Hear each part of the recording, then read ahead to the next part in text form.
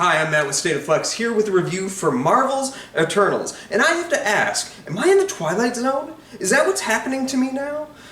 Because the internet be like...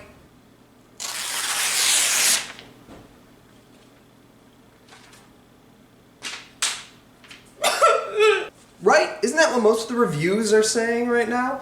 But here's the thing I don't get. This movie is good. This movie might be the best thing that Marvel has put out this year, next to WandaVision, which is currently my favorite thing that's been put out this entire year. This is a good movie, and I don't understand where the vitriol is coming from. I mean, I kind of do. There's one thing that seems to be a repeated refrain from a lot of the reviews that I have read, and that is, this doesn't feel so much like a Marvel movie, this feels like a DC movie, a DCEU movie. You see that drop in quite a bit, and there's the obvious comparisons that, like, the character of Ikaris is very Superman-y, he can fly, he has super strength, he has laser vision. Then you have the character of Thena that looks very Wonder Woman-y, just with white hair instead of the dark hair. Even though I would argue her powers are much more similar to, like, Green Lantern. But and then you have like a speedster. Yeah, okay, the characters are somewhat similar. That's fine. The reason that this film feels more like a DC movie than a Marvel movie, which isn't something I necessarily agree with, is because of the historical context that this came about. I'm not familiar with the Eternals, and that was something I found very refreshing with this. But in doing a little bit of research on the characters of the Eternals and how they came into being, Jack Kirby went to Marvel with a pitch for a creationary history, a full mythology with beginning, middle, and end. He called it the Eternals. A team of gods banded together, and you'd see the creation of everything. And Marvel ran with it for about 12-ish issues before they gave it the boot. Rather than just retire the whole plot, Jack Kirby hopped over to DC and he created The New Gods. This is a comic book that has a lot of love. One of the strongest things to come out of DC in the 70s. And the DC writers that were inspired by that are big names, such as like Alan Moore, such as Brian Azzarello, such as Frank Miller and Jeff Johns. And if you notice the names that I'm throwing out there, those are the names that have kind of molded and crafted the comics with which the new DC films are kind of based on. And so that's why this film feels very DC. Essentially, this is the origin story for The New Gods, which had a lasting imprint on DC Comics, DC writers, and now the DC film universe.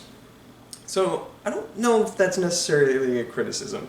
Yeah, the tone of this film is a little sharper and edgier, if you will, than a lot of other Marvel movies, but I don't think that's a complaint. I liked that this film had its own tone and it had its own messaging. I found myself emotionally wrapped up in it, and I also found myself engaged the whole time. This is a movie that's kind of built for me in a lot of ways. I'm a big fan of mythology, and I like how this film wove the characters of the Eternals, who are plucked from figures in mythology that I'm familiar with, that most people are familiar with, how they wove them into human history, and then wove that into the Marvel Universe. And you get to see how it's all really just one big story. That really appealed to me. I like the characters a lot. The characters have a lot of depth and dimension to them, and the film allows them to have emotional heft and weight.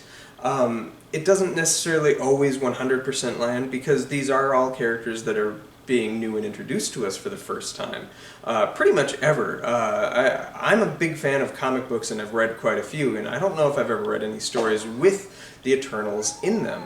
So that's something that's I guess, a small complaint that I can get behind. But if you tether yourself to the film emotionally, the emotions play out very strong. This is a very good movie. This is, in my mind, a top-tier Marvel movie. I give this movie 3.5 stars. I loved it. There's nothing really I didn't like about it. It has a long runtime, yes. And I noticed the runtime, but I don't think I certainly was never bored. I was fully immersed and engaged the whole time. But I guess that is another complaint that critics have been lobbing at this film that I get, but I don't agree with. Do yourself a favor. Don't listen to the critics. Enjoy this movie. Go out. I'm sure you will enjoy it if you watch it. It's really good. It's visually stunning. Chloe Zhao does great work. It's well written. Chloe Zhao does great work. Chloe Zhao, good filmmaker. She won Best Picture for Nomadland last year. Check that out as well. But this is a great Marvel movie. Let this one settle with you. And go out, see it on the big screen the way it's meant to be seen. And let me know what you thought of the film below. Am I wrong? Drop it down in the comments below. Thanks for watching. Like, subscribe, do all that good stuff. Thank you. Actually, there is one last thing I want to discuss. I love the cast. The cast in this movie is fantastic. Everybody across the board, Gemma Chan, Camille Nanjiani, Brian Tyree Henry, all so good. And Richard Madden is fantastic. This is a great cast. Everybody gets their moment to shine in it. Some characters more than others, but it's so good. And for my money, Salma Hayek was a golden creature to obtain in this film. She is so good. This might be my favorite performance out of her. It's very subtle, subdued, but hot damn if she isn't fantastic in this movie. So yeah, again, thanks for watching, like, subscribe, all that stuff. Let me know if I'm wrong in the comments below. Let me know if I'm right in the comments below too. And thank you for watching my review of The Eternals.